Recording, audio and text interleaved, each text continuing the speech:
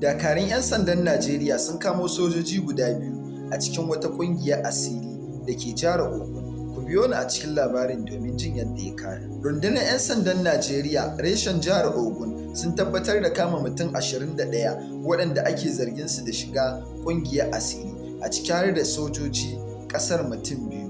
Duka hakan ya faru ne yayin wani sumame da aka kai wani hotel a jihar Abeokuta. Cewar kakakin rundunar 'yan sandan jihar Ogun, Omola, ya ce an samu wasu bayanan sirri ne na taron da za a gudanar a wani hotel na mambobin ƙungiyar asiri ta IE. A cewar rundunar 'yan sandan sun kama abubuwa da yawa a gurinsu, a ciki akwai bindiga, akwai shuɗayen huluna da yawa, akwai irin su gatari da kuma abubuwan da masu irin asiri suke amfani. Tuna aka miƙa mutanen sashen binciken laifuka da kuma asiri. A halin yanzu kuma an tabbatar da cewa an kama su. Allah Ubangiji ka ƙara tsare maka sa mu dace. Allah ka sa mu dace.